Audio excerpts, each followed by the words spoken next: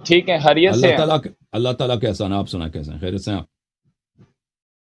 آج کافی دنوں کے بعد آپ سے ملاقات ہوئی ہے لائیو پہ. جی سر، جی تو سر. دوستوں نے مجھے آپ کے متعلق بتایا تھا، تو میں نے آپ کے لائیو سیشن سنے ہیں. ہوں. تو مجھے بڑا اچھا لگا کہ آپ یہ کام کر رہے ہیں. تو جی دوسرا سر. بات میں نے یہ کرنی تھی کہ پہلے تو یہ ہو جائے، جیسے کہ ابھی آپ نے دوسرے کالر سے بات کی ہے تو وہ آپ ہوں. کو بولنے کا موقع نہیں تھا دے رہا.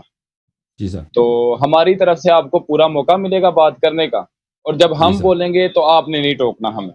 اچھی بات.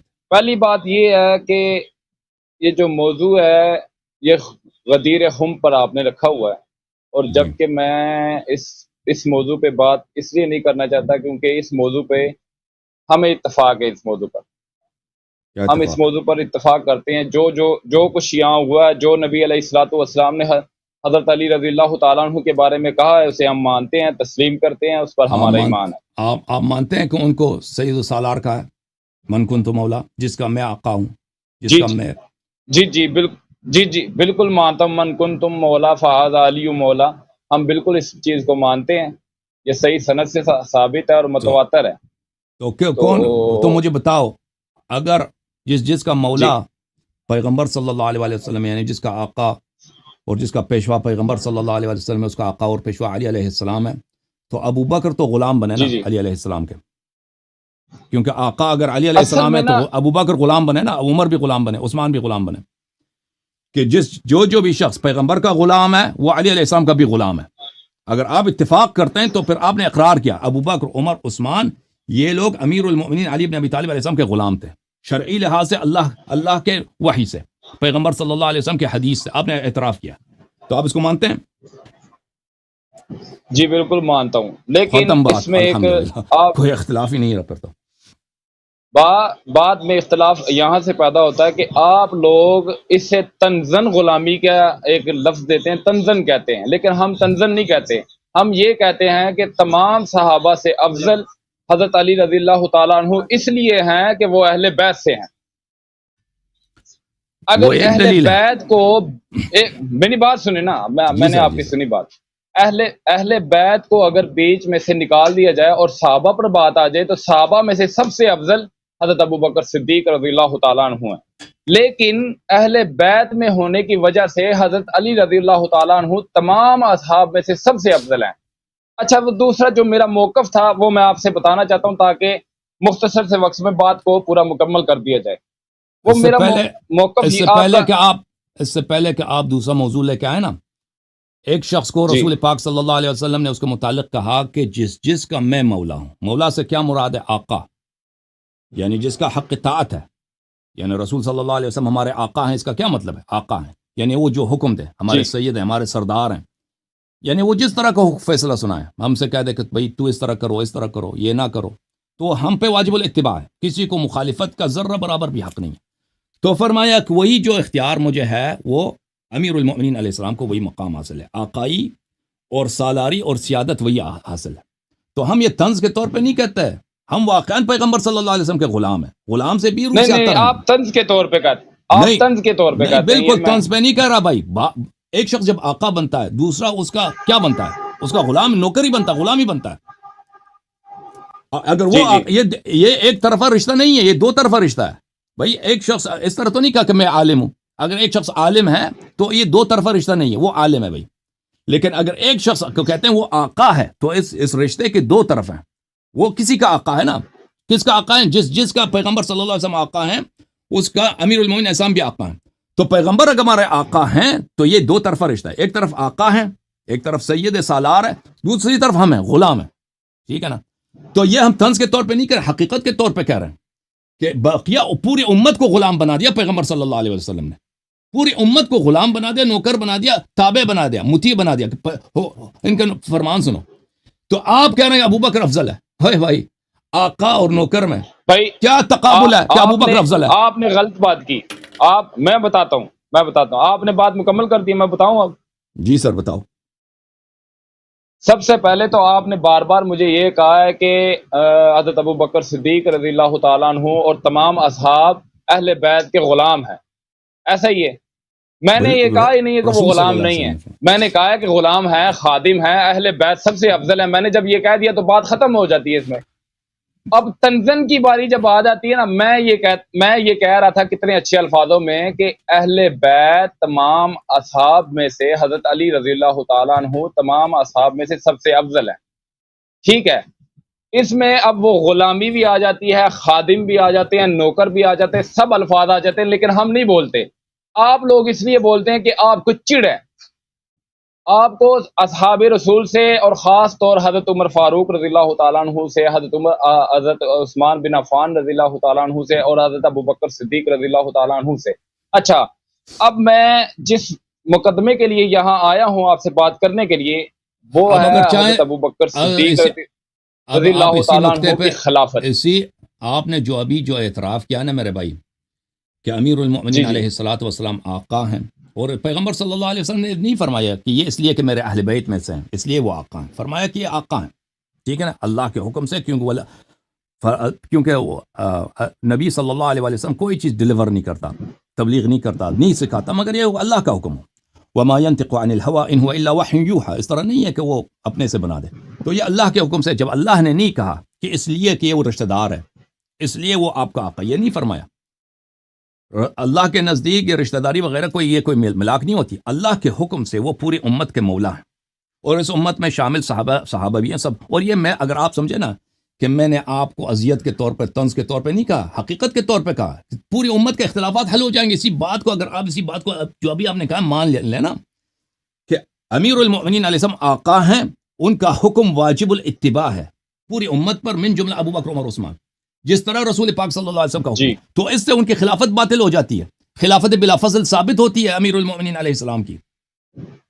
بالکل. اب اگر اس سے زیادہ کیا واضح ہو کہ خلافت ابو بکر کی کیوں باطل ہوتی ہے؟ کیونکہ جب اس کا آقا موجود ہے، جب اس کا آقا موجود ہے تو اس کو حکم چلانے کی کیا نوبت؟ غلام کو کوئی ہے باری آتی حکومت کرنے کی؟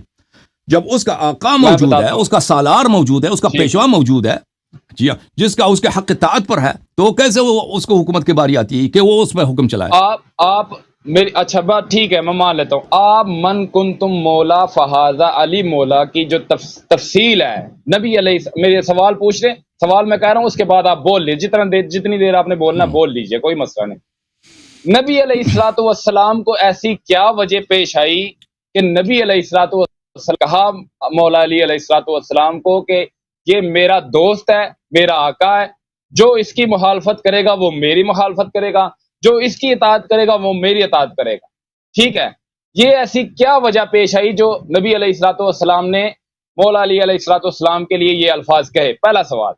دوسرا سوال، آپ نے کہا کہ جب آقا ایک انسان بن جاتا ہے تو دوسرے سارے غلام بن جاتے ہیں، اور غلام خلافت کا اہل نہیں رہتا، اس کی خلافت باطل ہو جاتی ہے. تو اس کو آپ ثابت کر دیں گے قرآن و حدیث کی روشنی میں. اس طرح آپ کی باتوں کی کوئی اہمیت نہیں ہے ہمارے پاس. آپ جتنی بھی باتیں کریں گے ہمارے لیے اس کی کوئی اہمیت نہیں. اہمیت ہے دلیل کی، قرآن کی، سنت کی. آپ ان سے ثابت کریں کہ اس بنیاد سے ان کی خلافت باطل ہو جاتی ہے تو مدعا ہی ختم ہو جاتا ہے. جی بولیں. پہلی وجہ کیا کہ کیوں رسول پاک صلی اللہ علیہ وآلہ وسلم نے کہا من کنت مولا فعلی علیہ السلام مولا؟ اس کی وجہ کیا ہے؟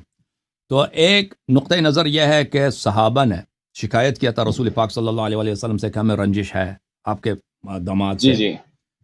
تو رسول پاک صلی اللہ علیہ وآلہ وسلم نے سوچا کہ بھئی میں سب کا الگ الگ کیسے جواب دوں کہ ان کو منا دوں کہ بھئی ان سے ناراضگی نہ ہو آپ کی. تو انہوں نے سب کو جمع کر کے خطبہ بیان کیا. ٹھیک ہے نا، یہ ایک نقطہ نظر ہے، اور یہ نقطہ نظر کاملاً جھوٹ ہے. یہ نقطہ نظر پوری دنیا میں پھیلی ہوئی ہے، شرق میں جائیں، غرب میں جائیں، انگلش میں، عربی میں، اردو میں، بنگالی میں، ہندی میں، افریقہ میں، عرب میں، عجم میں، پاکستان میں اسی جھوٹ کو پھیلایا ہوا ہے. اس کی ایک حدیث بھی نہیں ہے، ایک حدیث بھی نہیں ہے، کسی صحابی کا قول بھی نہیں ہے، کسی تابعی کا بھی قول نہیں ہے. یہ ایک جھوٹ ہے جو بعد میں بنائی گئی ہے کہ وجہ صدور خطبہ غدیر کیا ہے کہ صحابہ نے شکوہ کیا تھا. ٹھیک ہے نا، آپ نے پوچھا نا، شاید آپ کے ذہن میں یہی بات ہے. تو یہ وجہ بالکل جھوٹ ہے. آپ کے پاس ایک ضعیف حدیث بھی نہیں ہے، صحیح حدیث تو چھوڑیں، ضعیف حدیث بھی نہیں ہے کہ رسول پاک صلی اللہ علیہ وآلہ وسلم نے اس لیے غدیر قوم میں یہ اعلان فرمایا تھا کہ صحابہ نے شکایت کی تھی. ایک ضعیف حدیث بھی نہیں ہے. ٹھیک ہے نا، چاہے کہ ایک صحیح حدیث ہو. جو شکوے والی بات تھی وہ سنہ 8 ہجری کی ہے، وہ مدینے کی بات ہے، وہ خطبہ غدیر بھی نہیں تھا. وہ آپ صحابہ برید اسلمی کی حدیث ہے یا عمران بن حسین کی حدیث ہے، وہ گفتگو تھی آپس میں، یمن سے واپس آئے تھے، صحابہ نے شکایت کیا تھا، اسی وقت رسول پاک صلی اللہ علیہ وسلم نے مجلس میں ان کو ڈانٹا تھا، اور وہ بھی امامت کی دلیل ہے، کیونکہ اس میں یہ ہے علی ولی کل مؤمن من بعدی، کہ علی علیہ السلام میرے بعد ہر مومن کے ولی ہیں، وہ بھی امامت کی دلیل ہے، لیکن وہ اس کا خطبہ غدیر سے کوئی تعلق ہی نہیں ہے، وہ سنہ 8 ہجری کا واقعہ ہے۔ یہ مسئلہ بہت واضح ہے کہ امیر المؤمنین علیہ الصلوۃ والسلام جب رسول پاک صلی اللہ علیہ وسلم کے ساتھ غدیر میں تھے، وہاں پر یمن سے کوئی قافلہ نہیں آیا تھا، وہ سب لوگ حج سے واپس آ رہے تھے۔ بہرحال تو وجہ صدور خطبہ کیا ہے؟ وجہ صدور خطبہ یہ ہے کہ رسول پاک صلی اللہ علیہ وآلہ وسلم نے خود اپنی موت کی خبر دی ہے اسی خطبہ غدیر میں۔ خطبہ غدیر میں یہ مسلم میں موجود ہے، صحیح مسلم میں، یوشک ان یاتی رسول ربی فاجیب، کہ بہت قریب ہے کہ فرشتہ مرگ ملک الموت اللہ کی جانب سے آئے گا اور میں مر جاؤں گا۔ تو یہ واضح بات ہے کہ ان کی وفات کے فوراً بعد امامت کی ضرورت ہے، کہ امت کی لیڈرشپ کس کے ہاتھ میں ہو۔ اس کے علاوہ آپ کے ہاں متعدد کتب میں موجود ہے کہ اللہ کی جانب سے یہ حکم آیا، یا ایھا الرسول بلغ ما انزل الیک من ربک وان لم تفعل فما بلغت رسالته واللہ یعصمک من الناس ان اللہ لا یہدی القوم الکافرین۔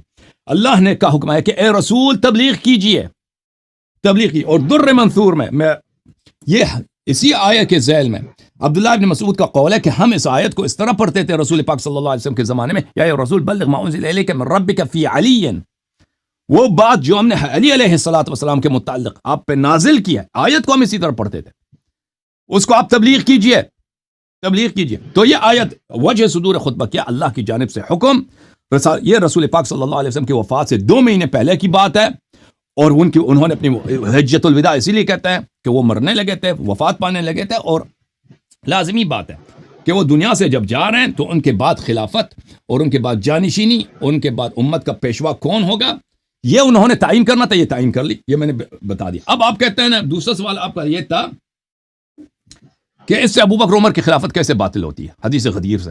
واضح بات ہے بھائی، جب آپ نے مان لیا میرے عزیز، میرے بھائی، سوال آپ کا کتنا عجیب ہے، جب آپ نے خود اعتراف کیا کہ مولا کا مطلب ہے سید، مولا کا مطلب ہے آقا، مولا کا مطلب ہے پیشوا، آپ نے ابھی کہا، اب میں نے تو آپ سے پوچھا بھی تھا، مولا کا مطلب دوست بھی ہے، مولا میں نے تو مانا ہے، میں نے تو اس چیز سے انکار ہی نہیں کیا، میں تو مان رہا ہوں اس چیز کو۔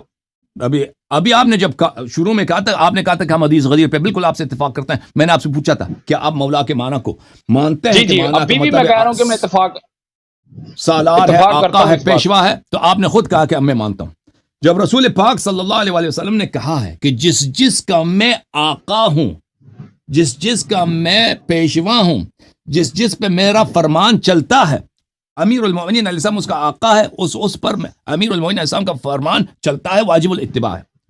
تو اس میں سب آ جاتے ہیں بھائی، آپ یا جو بھی مسلمان ہے، جو بھی اس امت سے ہے، جو بھی کلمہ گو ہے نا، کافر وغیرہ تو نہیں مانتے پیغمبر کو صلی اللہ علیہ وسلم کو، لیکن کافر کا بھی مولا پیغمبر ہے، کافر کا بھی آقا ہے، لیکن وہ مانتے نہیں ہیں۔ لیکن اس امت میں کم از کم جتنے لوگ مانتے ہیں نا، ان میں سب صحابہ آ جاتے ہیں، اس میں عشرہ مبشرہ آ جاتے ہیں، اس میں خلفاء آ جاتے ہیں، ابو بکر عمر عثمان آ جاتے ہیں، ان کا آقا پیغمبر ہے، رسول پاک صلی اللہ علیہ وسلم کا فرمان ان پہ واجب الاتباع ہے، اسی لیے امیر المؤمنین علیہ السلام کا فرمان منہ بمنہ ان پہ واجب الاتباع ہے۔ اس لیے ثابت ہو گیا کہ ابو بکر کا امام کون ہے، یہ میں دل آزاری کے طور پہ نہیں کر رہا بھائی صاحب، یہ رسول صلی اللہ علیہ وسلم کے کلام کا مطلب یہی نص صریح ہے کہ رسول صلی اللہ علیہ وآلہ وسلم جس طرح آقا ہیں، مولا ہیں، اسی طرح امیر المؤمنین علیہ السلام آقا و مولا ہیں، پیشوا ہیں۔ تو ابو بکر عمر کا کام ہے کہ ان کے اتباع کریں، ان کو خلیفہ نہیں بنایا پیغمبر نے، امیر المؤمنین علیہ السلام کو امام بنائے، مولا بنایا، پیشوا بنایا، تو ان کی خلافت بالکل باطل ہو جاتی ہے، بالکل جب ایک شخص کو، جب رسول پاک صلی اللہ علیہ وسلم نے ایک شخص کو پوری امت کا آقا بنا دیا ہے، تو کوئی دوسرا بغیر نسخ کے کیسے آقا بن سکتا ہے، کیسے امام بن سکتا ہے؟ اس کا آقا موجود ہے، اس کا پیشوا موجود ہے، تو لازمی بات ہے اتباع اسی کی کرنی، اس کی خلافت باطل ہے۔ جی سر پہلی تو بات یہ ہے کہ آپ کوشش کریں کہ یار لمبی تقریر نہ کریں، مختصر سا جواب دیں، لمبی تقریر نہ کریں، آپ کی بہت مہربانی ہوگی، کیونکہ تھوڑے سے وقت میں بہت سی چیزیں بیان کرنی، بڑی مہربانی ہوگی آپ جی آپ نے ابھی اپنے جو آپ نے باتیں کی ہیں اس میں آپ نے ایک بات کہی ہے کہ نبی علیہ الصلوۃ والسلام نے امامت کا اشارہ حضرت امیر المومنین مولا علی علیہ الصلوۃ والسلام کی طرف کیا تو وہ خلیفہ ہیں، ایسا ہی ہے؟ مولا کہا ہے، جی ہاں، حق اطاعت واجب کی ان کی، جی بالکل ایسے ہی ہے۔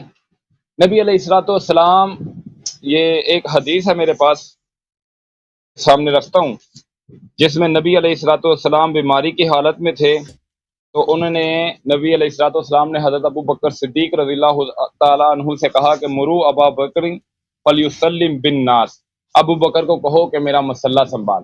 اب اس سے مطلب ہم یہ بھی لے سکتے ہیں کہ حضرت ابو بکر صدیق رضی اللہ تعالیٰ عنہ کو نبی علیہ الصلوۃ والسلام نے خلافت پیش کر دی ہے۔ جیسے میری بات سنیں،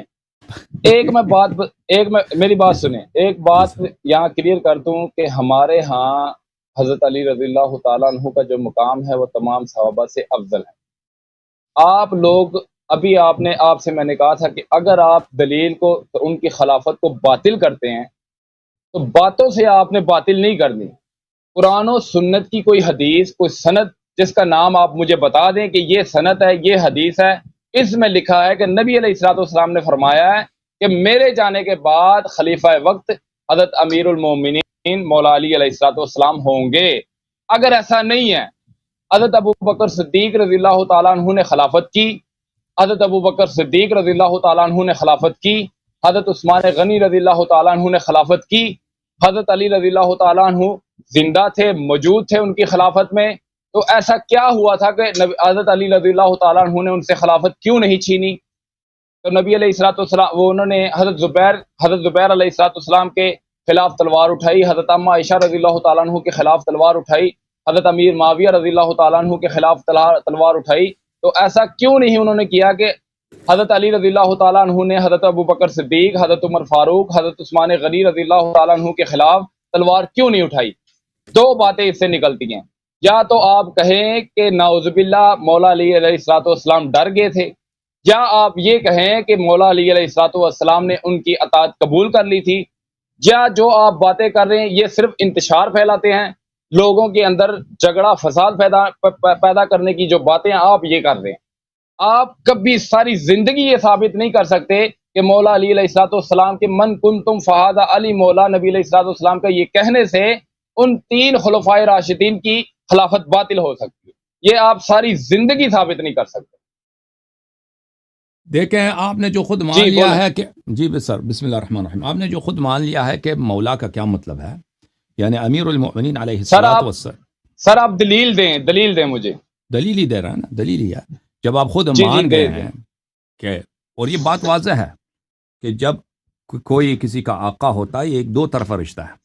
رسول صلی اللہ علیہ وسلم میرے آقا ہیں، میں ان کا غلام ہوں، میں ان کا نوکر ہوں، ٹھیک ہے، یہ کیا مطلب ہے، یعنی غلام ہوں، اس طرح نہیں کہ پیغمبر صلی اللہ علیہ وسلم نے مجھے پیسے سے حسن بھائی نوکر ہم بھی ہیں، جی بالکل، پورے امت نوکر ہیں، ان کے خاک پا ہیں، تو جی بالکل، ساری امت ان کی نوکر ہے، غلام ہے ان کی ساری امت، آپ بھی ہیں، میں بھی ہیں، کوئی بھی کام نہیں ہے۔ یعنی اس کا مطلب کیا، یعنی وہ جو حکم دیں، جو فیصلہ سنائیں، جو خبر دیں، ان کے حکم کو ہم نے اطاعت کرنی ہے، جو فیصلہ سنانا ہے اس کے سامنے تسلیم ہونا ہے، اور وہ جو خبر دیں ان کی خبر کی ہم نے تصدیق کرنا ہے، ایمان لانا ہے، کہنا ہے ان کی بات صحیح ہے۔ تو انہوں نے جب کہا کہ جس کا میں آقا ہوں، جس کا میں پیشوا ہوں، جس پر میرا حکم چلتا ہے اس پہ امیر المؤمنین علیہ السلام پہ چلتا ہے، میں نے آپ کے لیے واضح کر دیا، اس کا امیر المؤمنین علیہ السلام بھی مولا ہے، وہ واجب الاتباع ہے۔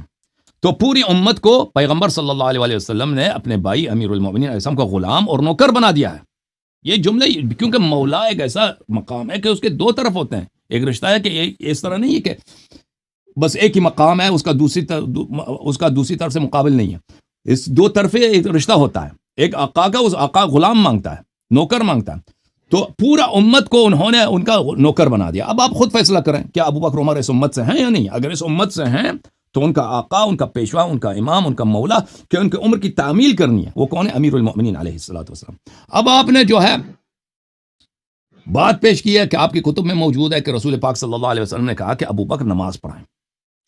پہلی بات ہے، آپ کو پتہ ہونا چاہیے کہ آپ کی کتب ہم پہ حجت نہیں ہے، اپنے احادیث ہم پہ حجت کے طور پہ نہ لاؤ۔ دوسری بھائی یہ ہے کہ یہ جو ہے نا، ابو بکر کو کہہ دیں نماز پڑھائیں، تو اس سے ابو بکر کی عدالت بھی ثابت نہیں ہوتی، اب کچھ بھی ثابت نہیں ہوتا، حتیٰ کہ اس سے ابو بکر کا اسلام بھی ثابت نہیں ہوتا۔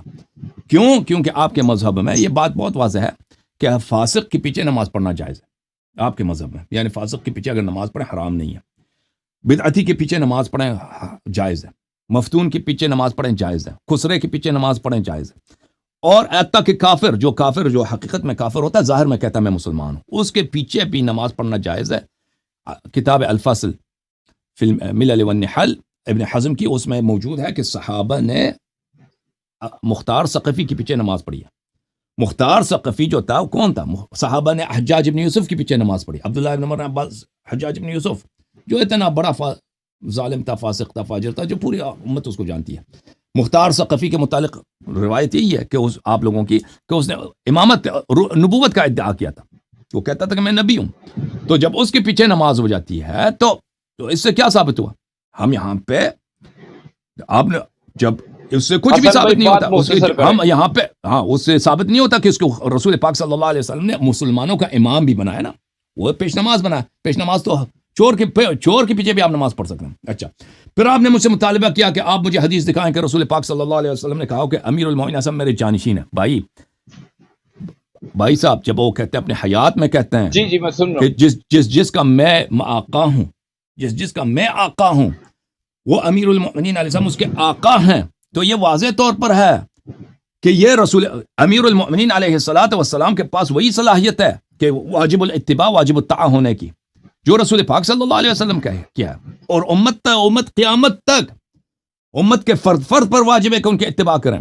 اچھا، اگر آپ صرف اگر ہمارے پاس خلافت والی حدیث نہ بھی ہوتی تو اس سے کوئی فرق نہیں پڑتا، لیکن ہمارے پاس ہے. ملاحظہ فرمائیں کتاب السنہ لابی بکر احمد بن عامر بن ابی عاصم جزء اول چاپ دار السمیعی، یہاں پہ ملاحظہ فرمائیے صفحہ نمبر 799 میں حدیث نمبر 1222 ابن عباس سے روایت کرتے ہیں انت منی بمنزلت ہارون من موسیٰ.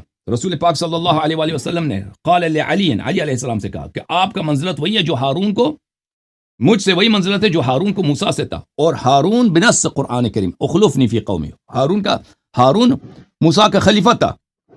الا انک لست بنبی، لست نبیا، آپ نبی نہیں ہیں.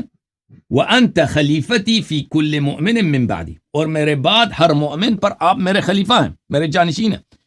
حاشیہ نمبر ایک دیکھو، حاشیہ نمبر 1 اسناد حسن، اسناد اس کی حسن ہے، حدیث حسن حجت ہوا کرتی ہے. اچھا، اس کے علاوہ میں آپ کو ایک اور حدیث دکھاؤں. یہ حدیث جو آپ نے پڑھی ہے اسے پورا کرے، یہ پوری حدیث پڑھے، آدھی نہ پڑھے، پوری حدیث پڑھے. آگے الفاظ پڑھیں نبی علیہ الصلوۃ والسلام نے کیا کہا ہے وہ پڑھیں. اس کے بعد کوئی نہیں ہے، اس کے بعد ختم ہے، جملہ ختم ہے. دیکھیں یہ حدیث میں اب آگے پڑھاتا ہوں. بمنزلت ہارون من موسیٰ. آپ الفاظوں کے بہت بڑے کھلاڑی ہیں. میں نے آپ سے پہلے کہا ہے کہ دلیل سے ثابت کریں. آپ کی باتیں میرے لیے قابل قبول اور قابل حجت نہیں. آپ نے ثابت کرنا ہے تو ثابت دلیل سے ہوگی. آپ نے جو ابھی حدیث بیان کی ہے وہ بھی آدھی بیان کی ہے. لوگوں کو لعنت ہے اس پر جس نے حدیث، اگر حدیث سامنے نہ ہو نا کتاب صفحے پر تو آپ کہہ سکتے ہیں کہ میں نے سامنے نہیں پڑھی. یہ حدیث 1222 ہے. حدیث میں دوبارہ پڑھتا ہوں پوری حدیث پڑھیں. انت منی بمنزلت ہارون من موسیٰ الا انک لست نبیا وانت خلیفتی فی کل مؤمن من بعدی. قال ابو بکر جو اس کتاب کا مصنف، حدیث ختم ہو گیا. وحدیث السفینہ ثابت من جہت النقل. سعید ابن جمہان روا عن حماد ابن سلمہ والعوام ابن حوشب والحشرج. پھر اس کے بعد حدیث نمبر ہے 1223. میں نے حدیث پوری پڑھی ہے، آپ کہتے ہیں میں نے غلط پڑھی ہے. لعنت ہے اس پر جس نے حدیث میں سے کچھ غلط نہیں پڑھی، آدھی پڑھی ہے. غلط مجھ پر الزام نہ لگائیں. میں نے غلط کا لفظ میں نے آپ کو کہا ہے کہ آپ نے حدیث آدھی پڑھی ہے. غلط کا لفظ میں نے استعمال ہی نہیں کیا. کہاں آدھی پڑھی ہے؟ اچھا، مجھے موقع اب ایک دوسرا حدیث بھی سن لو. چلو سنائیں دوسری حدیث سنا لیتے ہیں.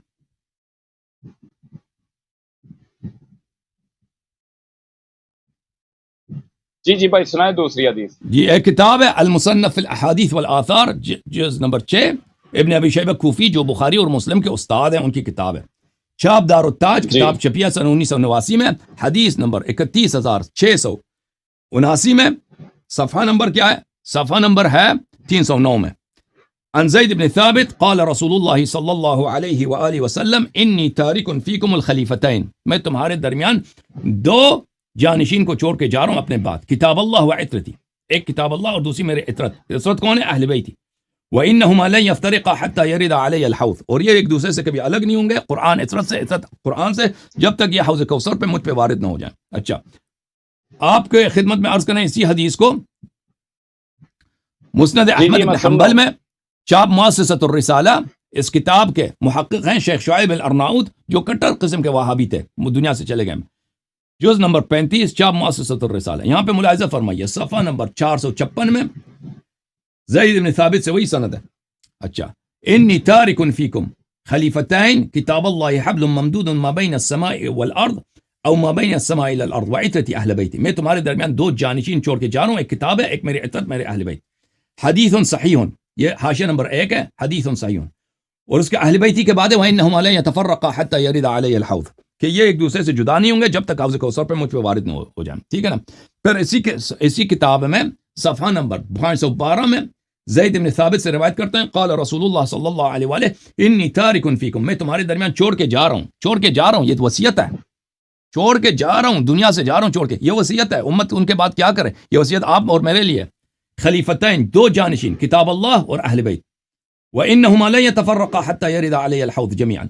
حاشیہ نمبر 2 حدیث صحیح، یہ حدیث بھی صحیح ہے. اوکے، تو آپ لفظ من کنت مولا جو ہے یہ جو ہے واضح ہے اس کی وجوب طاعت پر کہ یہ امت کے دیکھیں امام. آپ نے بول لیا، آپ نے جو حدیثیں بیان کی خلیفہ بھی ہیں بتا دیا. مجھے اب بولنے دیں، میں آپ کو بتاتا ہوں. بسم اللہ.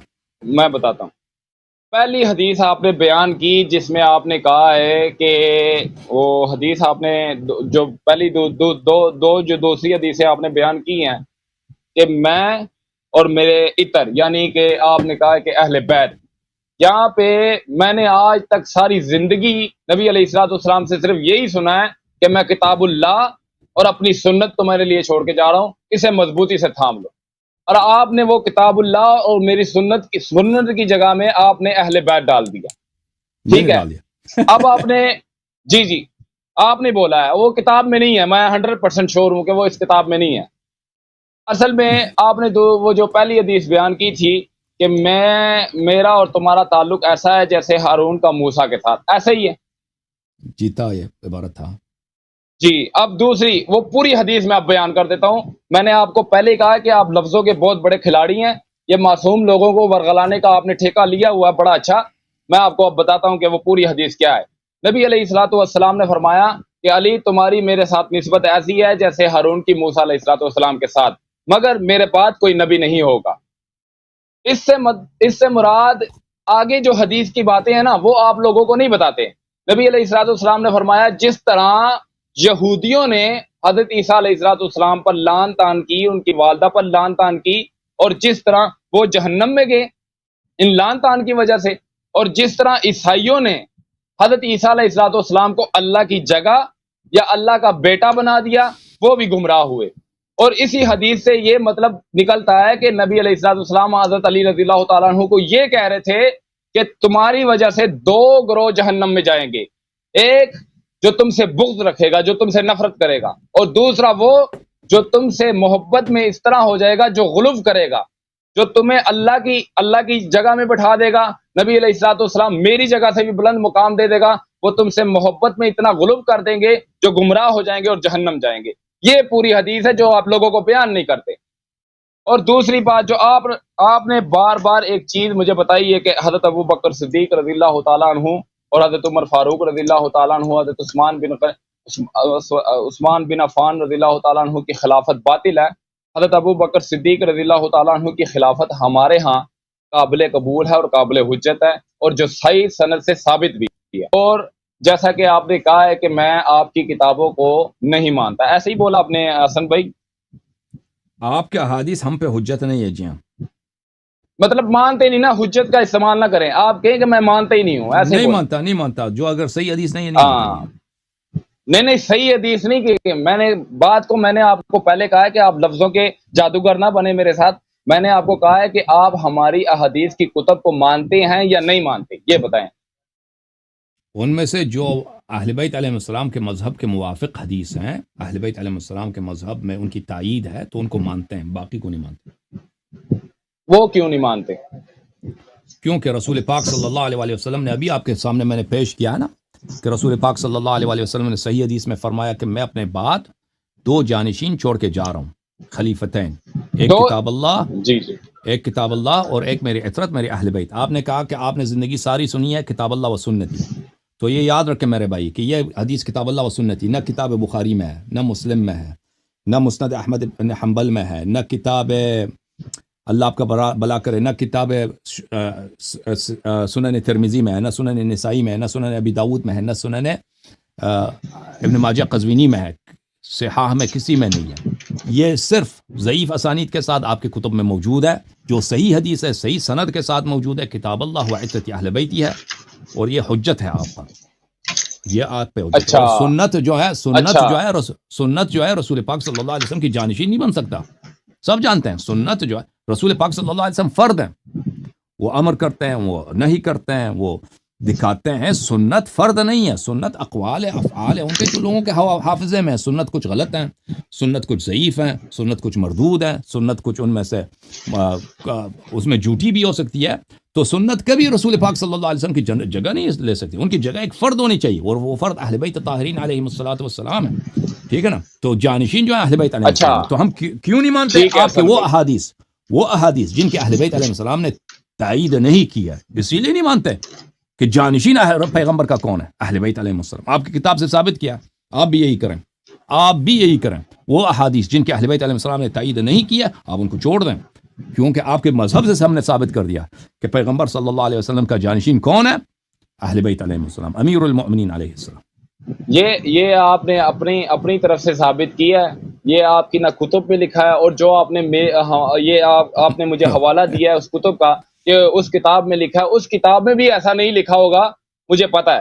اسی ہر طرف یہی بات لکھی ہوئی ہے کہ میں یہاں سے جا رہا ہوں، میرے قرآن اور میری سنت پر عمل کرتے رہنا، اسے مضبوطی سے تھام لو، تم گمراہ نہیں ہوگے. یہی لکھا ہے، اہل بیت کا لفظ نہیں لکھا ہوا.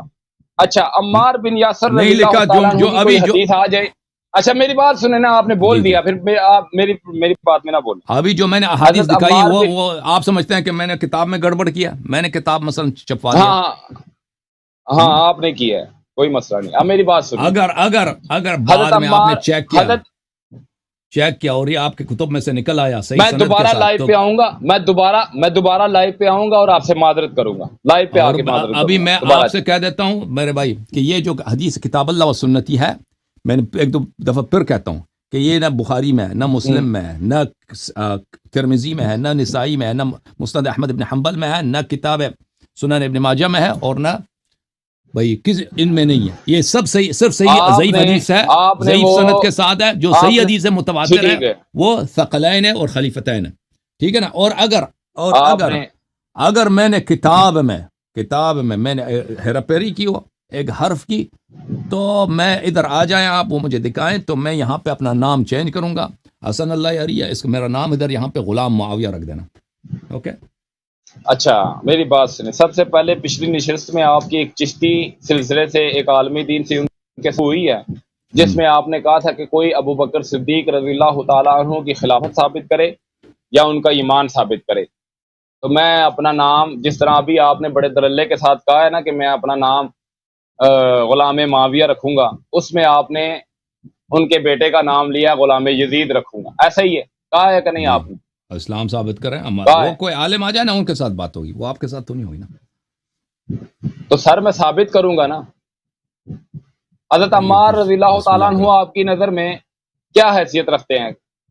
ایک صحابی ہیں، ایک اچھے صحابی ہیں. کیسے؟ مطلب تھوڑا وضاحت سے بتائے نا. ایک اچھے صحابی ہیں، شیعہ تھے، اچھے صحابی تھے، رافضی تھے. شیعہ تھے، اچھے صحابی تھے. اچھا، ان سے اگر ثابت کر دوں تو دکھائیں بھائی، دکھائیں. نہیں، ان سے اگر ثابت کر دو تو اپنا نام غلام یزید رکھیں گے. چلیں ٹھیک ہے، آ جائیں بھی دلیل لے کے آئیں نا، صحیح دلیل لے کے آئیں جو ثابت ہو جائے. تو عمار سے لے کے آئیں، کسی بھی سے وہ ثابت ہو جائے. اصل میں دلیل لے بھی آؤں تب آپ نے کہنا کہ یہ آپ کی کتب کی ہم نہیں مانتے سے. تو بھائی پھر ثابت تو آپ پڑھو، دلیل پڑھو، ہم دیکھتے ہیں آپ کی دلیل کیا ہے بھائی. چلیں ٹھیک ہے، میں بھی پڑھنے لگا ہوں دلیل. حضرت علی رضی اللہ تعالی عنہ نے، یہ بخاری کی حدیث ہے، ٹھیک ہے، اوکے، بخاری کی حدیث ہے 1700 حدیث نمبر. جب طلحہ، زبیر اور عائشہ رضی اللہ تعالی عنہم بصرہ کی طرف روانہ ہوئے تو علی رضی اللہ تعالی عنہ نے عمار بن معاف یاسر کیجیے، اور حسن کس کتاب میں آپ نے بولا؟ بات بخاری، صحیح بخاری 7100۔ جب تک میری بات مکمل نہ ہو تو مجھے ٹوکنا نہیں بیچ اوکے، بسم اللہ، نکال لیں آپ۔ بسم اللہ۔ جب طلحہ، زبیر اور عائشہ رضی اللہ تعالی عنہم بصرہ کی طرف روانہ ہوئے تو علی رضی اللہ تعالی عنہ حضرت علی رضی اللہ تعالی عنہ نے عمار بن یاسر اور حسن ابن علی رضی اللہ تعالی عنہما کو بھیجا۔ یہ دونوں بزرگ ہمارے پاس کوفہ آئے اور ممبر پر چڑھے۔ حسن بن علی رضی اللہ تعالی عنہما ممبر کے اوپر سب سے اونچی جگہ تھے اور عمار بن یاسر رضی اللہ تعالی عنہ سے نیچے تھے۔ پھر ہم ان کے پاس جمع ہو گئے اور میں نے عمار رضی اللہ تعالی عنہ کے یہ کہتے سنا کہ عائشہ رضی اللہ تعالی عنہ بصرہ گئی ہیں اور خدا کی قسم وہ دنیا اور آخرت میں نبی کی پاک بیوی ہیں، لیکن اللہ تبارک و تعالی نے تمہیں آزمایا ہے تاکہ جان لو کہ تم اس کے لیے اطاعت کرتے ہو یا حضرت عائشہ رضی اللہ تعالی عنہ کی۔ اچھا، یہ اب ہو گئی حضرت عائشہ رضی اللہ تعالیٰ عنہ کی مسلمان اور ایمان ثابت کرنے والے حضرت عمار بن یاسر رضی اللہ تعالیٰ عنہ تھے، ٹھیک ہے، جو آپ کے لیے بہت زیادہ نیک صحابی تھے، ہمارے لیے بھی ہیں، اس میں کوئی شک نہیں۔ اب جب کہ حضرت عائشہ رضی اللہ تعالیٰ عنہ مومنین ہو گئی ہیں اور مسلمان ہو گئی ہیں، آپ پہلے مانتے نہیں تھے، اب مانیں گے انشاءاللہ۔ اب یہ حضرت عائشہ رضی اللہ تعالیٰ عنہ سے ایک حدیث ہے بخاری کی 2009، ٹھیک ہے۔ رسول اللہ صلی اللہ علیہ وسلم نے فرمایا، جس دن رمضان کے راتوں میں بیدار رہ کر نماز تراویح پڑھی اور ایمان اور ثواب کی نیت کے ساتھ، اس کے اگلے تمام گناہ معاف ہو جائیں گے۔ ابن شہاب نے بیان کیا کہ پھر نبی کریم صلی اللہ علیہ وسلم وفات ہو گئے اور لوگوں کا یہی حال رہا، الگ الگ اکیلے اور جماعتوں سے تراویح پڑھتے تھے۔ اس کے بعد ابو بکر رضی اللہ تعالیٰ عنہ کے دور خلافت میں اور حضرت عمر رضی اللہ تعالیٰ عنہ کی ابتدائی دور میں خلافت بھی ایسا ہی رہا۔ اب تیسری حدیث سنیں، وہ بھی میں آپ کو بیان کر دیتا ہوں، بخاری صحیح ہوگی انشاءاللہ۔ آپ سمجھتے ہیں اس سے ثابت ہوتا ہے؟ میں ثابت کروں گا نا، ذرا بولنے تو دو ہی نہیں یار، پھر آپ کو موقع دوں گا، آپ بول لیں گا، پھر اس کے بعد بات ختم کر دیں گے۔ آپ کسی عالم دین کو لے کے نا تو اس سے گفتگو ہو جائے، اپنے کسی مولانا سر جب حضرت، میری بات سنیں، آپ نے پہلے مجھے کہا ہے کہ ہم عمار بن یاسر رضی اللہ تعالیٰ عنہ کو ایک اچھا شیعہ صحابی مانتے ہیں، عمار کو مانتے ہیں نا، بخاری کو نہیں مانتے نا۔ ہاں بالکل مانتے ہیں نا یار، اس کی بات نہیں مانتے، اس کو مانتے ہیں، اس کی بات نہیں مانتے۔ اس کی بات ثابت ہو جائے تو مانتے ہیں نا، بخاری سے اس کی بات ہمارے لیے ثابت نہیں ہوتی۔ اور بھائی میں نے آپ کو دلیل نہیں دی، آپ کو چیک کریں دلیل، میں 2 منٹ صبر کر لیتا ہوں، چیک کر لیں آپ۔ اگر آپ کسی جج کے پاس گئے نا اور آپ نے کہا کہ فلانا گاڑی میری ہے، وہ فلانا گھر میرا ہے، تو آپ نے، وہ جج نے کہا کہ دلیل لے کے آؤ، آپ نے ایک ایسے دلیل لے کے آئے، وہ جج اس کو قبول نہیں کرتا، جج کہتا ہے یہ نقلی دلیل ہے، تو یہ نقلی ڈاکیومنٹ ہے، تو اسے آپ نے ثابت کیا کچھ؟ سر میں نے آپ سے ثابت کیا، آپ نے اپنی زبان سے کہا ہے کہ عمار بن یاسر رضی اللہ تعالیٰ عنہ ایک نیک اور شیعہ صحابی تھے، ایسے ہی بولا نا آپ نے، اور سر آپ نے کہا تو ہے نا حسن بھائی، عمار تو صحیح ہے نا حسن بھائی، میں نے پہلے عمار ادھر ہیں جی میری بات سنیں، عمار کی بات الفاظوں کے کھلاڑی نہ بنے آپ، میں نے آپ سے کہا ہے کہ میں آپ کو بھی بولنے کا ٹائم دوں گا، مجھے بھی بولنے کا ٹائم دے۔ آپ نے اپنے الفاظ اپنی زبان سے کہا ہے کہ عمار بن یاسر رضی اللہ تعالیٰ عنہ اچھے اور نیک اور شیعہ صحابی تھے، ایسا ہی بولا نا آپ نے۔ جب وہ ان کو مانتے ہیں، ان کی باتوں کو نہیں مانتے آپ، پھر آپ نے مجھے کہا کہ دلیل سے ثابت کرو گے تو میں مان لوں گا۔ میں نے آپ کو ایک دلیل دی ہے جس سے یہ ثابت ہوتا ہے، کیونکہ آپ لوگ حضرت عمہ عائشہ رضی اللہ تعالیٰ عنہ کو بھی مسلمان نہیں مانتے، ٹھیک ہے۔ میں نے ان کی دلیل سے یہ ثابت کیا ہے کہ حضرت عمہ عائشہ رضی اللہ تعالیٰ عنہ مسلمان تھے۔ پھر حضرت عمہ عائشہ رضی اللہ تعالیٰ عنہ ہی یہ کہتے ہیں کہ جب نبی علیہ الصلوۃ والسلام بیمار تھے تو نبی علیہ الصلوۃ والسلام نے حضرت عمہ عائشہ رضی اللہ تعالیٰ عنہ کو کہا کہ ابو بکر کو کہو کہ میرا مصلی سنبھال۔ مصلی سنبھالنے کا مطلب یہ ہوتا ہے کہ حضرت ابو بکر صدیق میں ایمان بھی ہے اور انہیں خلافت کا اشارہ بھی کیا ہے، جو بخاری میں بھی ہے اور یہ مشکات میں بھی ہے، اور آپ اس چیز کو اب نہیں مانتے تو میں کیا کروں؟ یہ تو پھر بات کا کوئی سرا نہیں نہ ہوتا۔ آپ شیعہ حضرات کی کتابیں ہو رہا ہے، دین بھی ہو رہا ہے، آپ نے اہل بیت کو پکڑا ہے، تو باقی صحابہ کا کیا کرنا ہے پھر؟ انہوں نے ان کے ساتھ زندگی گزاری ہے، ان کے ساتھ عمریں گزاری ہیں. میں نے آپ سے پہلے یہ کہا تھا کہ صحیح ہے حضرت صحیح ہے علی بھائی. رضی اللہ تعالیٰ عنہ کے دور میں جب خلافت انہیں ملی تو انہوں نے ان سے کیوں نہیں بھائی چھینی؟ اب ابھی سن لو تم، وہ خلافت نہیں نہیں میری بات سنیں، چھینے. باقی میری بات سنیں. حسن بھائی میں آپ کو بولنے کا ٹائم دیتا ہوں، اس کے بعد آپ بولیں. میں نے آپ سے کہا تھا کہ حضرت ابوبکر صدیق رضی اللہ تعالیٰ عنہ، عمر فاروق، عثمان تعالیٰ عنہ کو خلافت ملی، اب باطل ہے.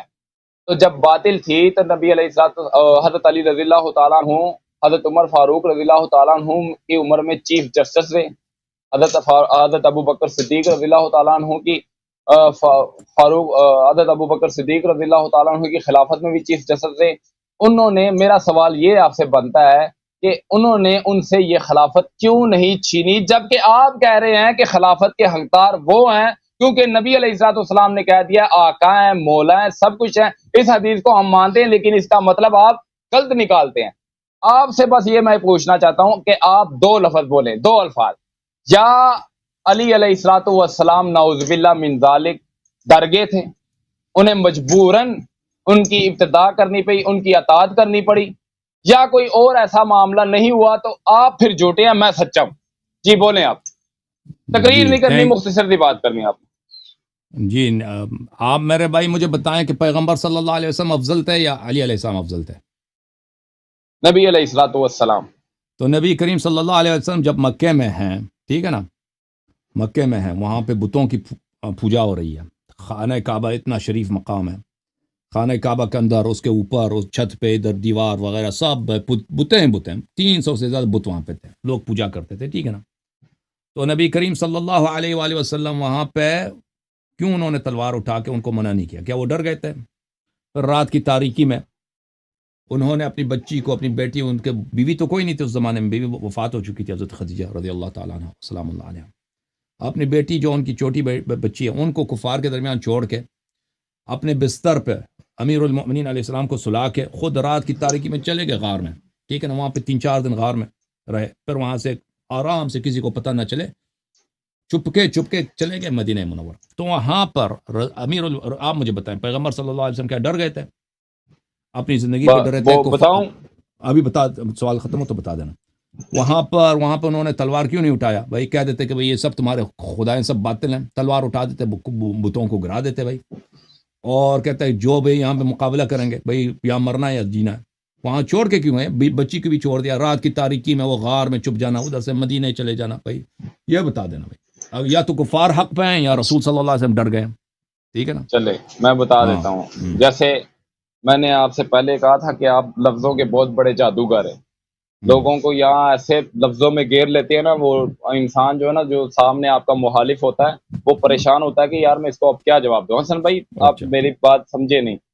آپ نے بڑے اچھے طریقے سے یہ کہہ دیا ہے کہ نبی علیہ الصلوۃ والسلام وہ کفار تھے، تو انہیں مکے میں جب انہوں نے بت رکھے تھے، ان سے انہوں نے بت نہیں ہٹائے تو کیا وہ ڈر گئے تھے؟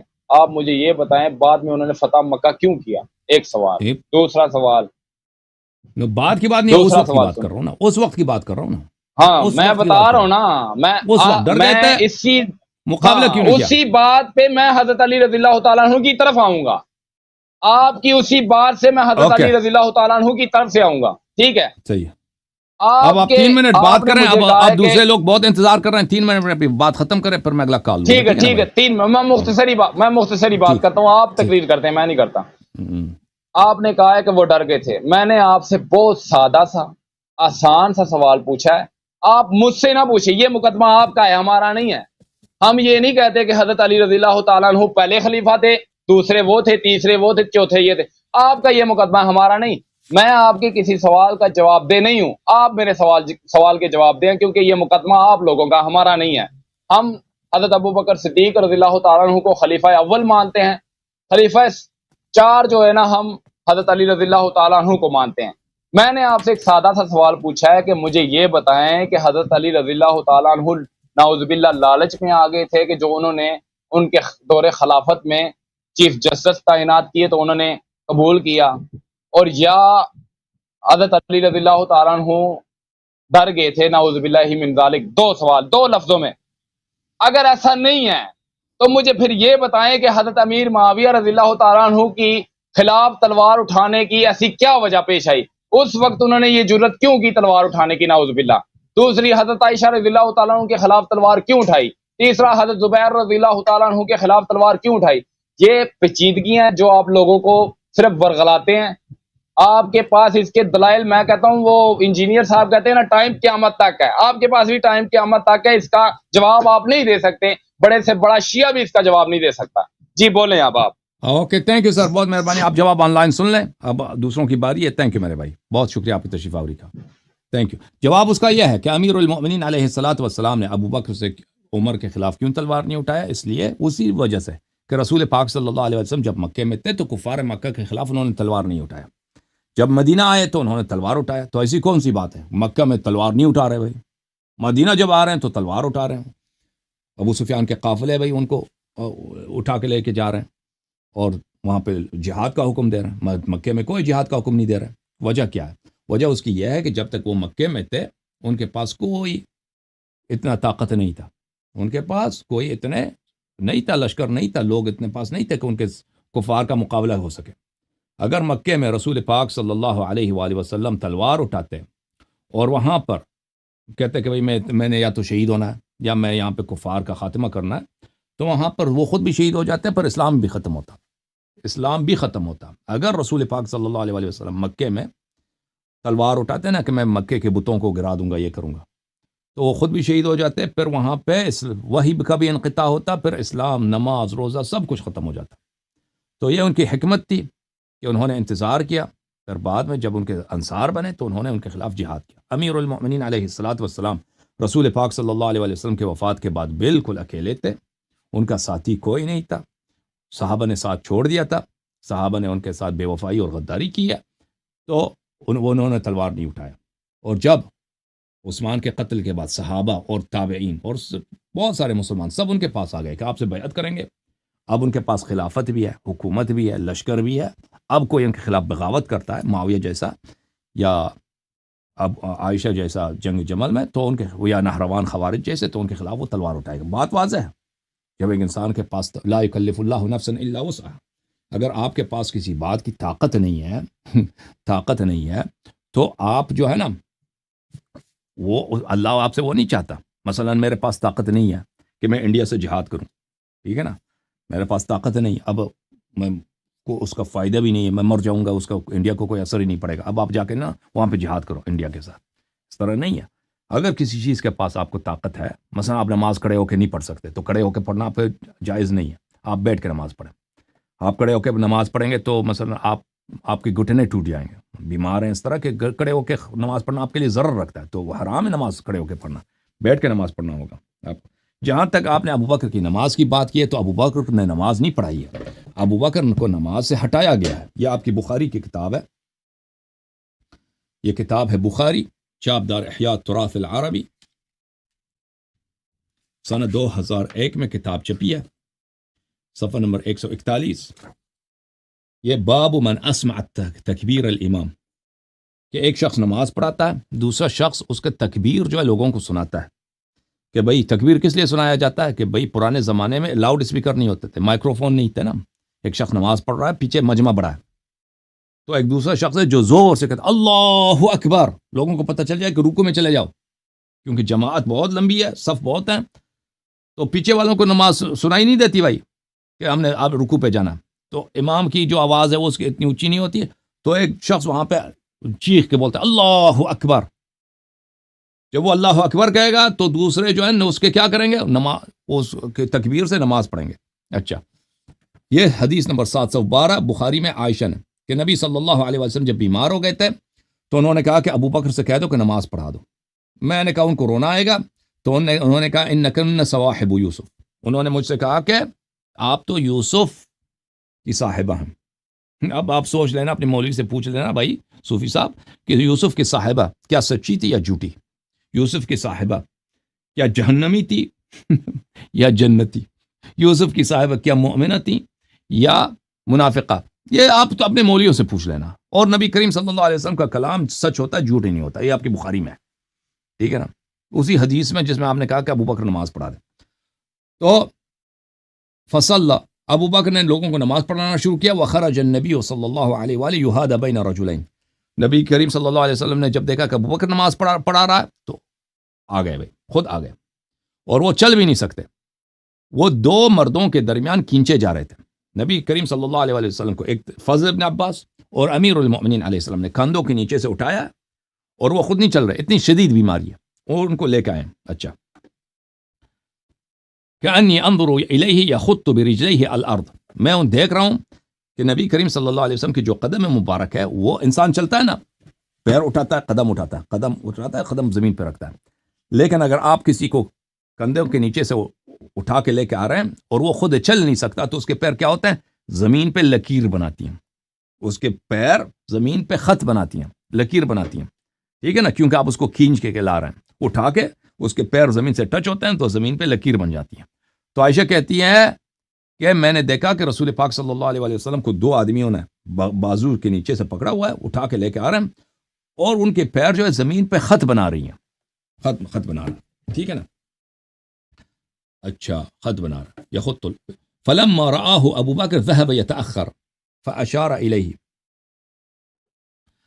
ابو بکر کو جب رسول پاک صلی اللہ علیہ وسلم نے جب تشریف لائے تو ابو بکر پیچھے جانے لگا پیچھے چلا گیا کہ میں اس کا جو جہاں پہ صف میں اس کا اپنی جگہ وہاں پہ چلا گیا چلنے لگا رسول پاک صلی اللہ علیہ وسلم نے کہا کہ ادھر نماز پڑھو تو ابو بکر فتأخر ابو بکر جو ہے پیچھے ہٹ گیا وقعد النبی صلی اللہ علیہ وسلم الی جنبہ رسول پاک صلی اللہ علیہ وسلم ابو بکر کے ساتھ بیٹھے ہیں وہ ابو بکر یسمع الناس تکبیرا ابو بکر جو ہے لوگوں کو تکبیر سنا رہے تھے کہنے کا مقصد یہ ہے عزیز کہ ایک شخص امام جماعت ہے نا نماز شروع کیا اس نے دوسرا شخص آ جاتا ہے اس کو مصلی سے ہٹا دیتا ہے اس کو پیچھے ہٹا دیتا ہے اور وہ نماز پڑھانا شروع کر دیتا ہے اور دوسرا جو پہلے والا امام تھا وہ لوگوں کو صرف تکبیر سنا رہا ہے تو اب مجھے بتاؤ کہ ابو بکر کو نماز سے ہٹایا گیا ہے امامت جماعت سے یا اس کو نماز پہ نصب کیا گیا اگر ابو بکر کی نماز صحیح ہوتی نا امامت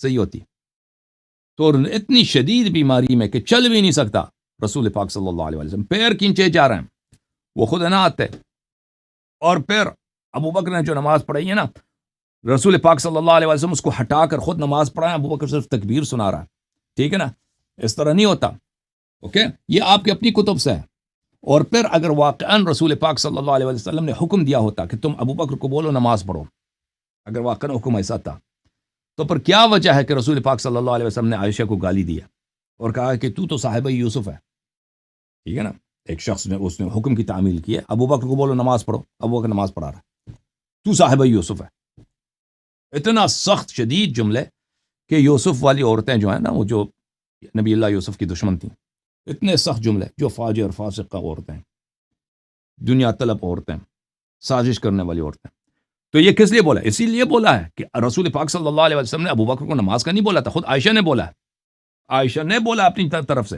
اور تب ہی رسول پاک صلی اللہ علیہ وسلم نے کہا کہ تو یوسف والی ہے اور اگر واقعاً امر کرتا کہ تو نماز پڑھا دے پھر اس کو نماز سے نہیں ہٹاتے کہ پھر تو نماز نہیں پڑھا سکتا اوکے